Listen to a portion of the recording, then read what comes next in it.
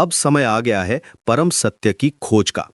अथातो ब्रह्म जिज्ञासा, ये शब्द वेदांत सूत्र के पहले श्लोक से हैं और इनका मतलब है परम आत्मा के बारे में जिज्ञासा करना।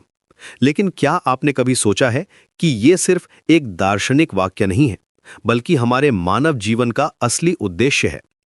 आज हम इस गहरी खोज में जाएंगे और समझेंगे कि क्यों ये इंक्वायरी हमारे जीवन की सबसे महत्वपूर्ण चीज है। मानव जीवन का विशेष उद्देश्य है इस परम सत्य की खोज करना।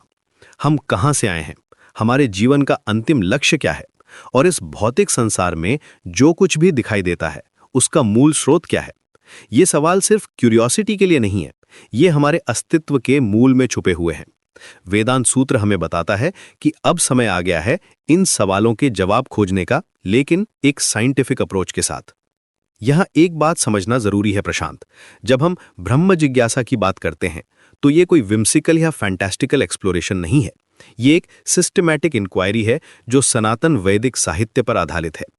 आज के समय में बहुत से लोग अपनी मनमानी से स्पिरिचुअल प्रैक्टिसेस करते हैं, लेकिन वेदांत हमें एक प्रॉपर मेथोडोलॉजी देता है। ये मेथोडोलॉजी सेंचुरीज के अनुभव और विजडम पे बेस्ड है।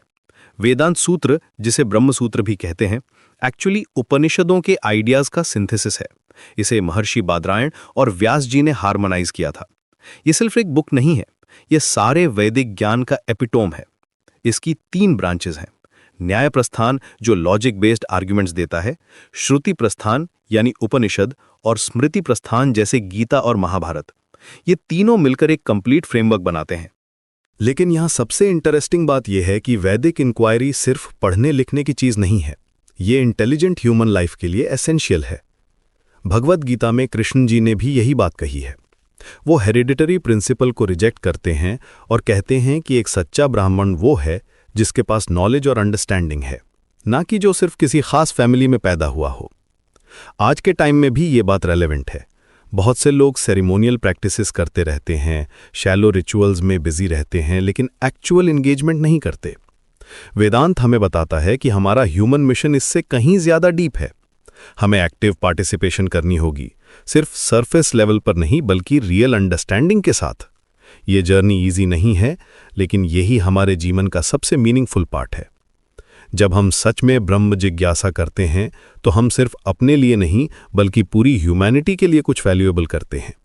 क्योंकि जब एक पर्सन अपने ट्रू नेचर को समझता है तो वो दूसरों की भी हेल्प कर सकता है। तो अगली बार जब आप अथातो ब्रह्म जिज्ञासा सुने तो याद रखिए कि ये सिर्फ वर्ड्स नहीं है, ये आपके जीवन का कॉलिंग है, आपके एग्जिस्टेंस का रियल पर्पस है। और सबसे अच्छी बात यह है कि इस जर्नी के लिए आपको कहीं दूर जाने की जरूरत नहीं। सारा ज्ञान, सारी गाइडेंस ऑलरेडी अवेलेबल है वैदिक लिटरेचर में। बस जरूरत है सिंसियर इंक्वायरी की, साइंटिफिक अप्रोच की और मोस्ट इंपॉर्टेंटली एक्टिव एंगेजमेंट की।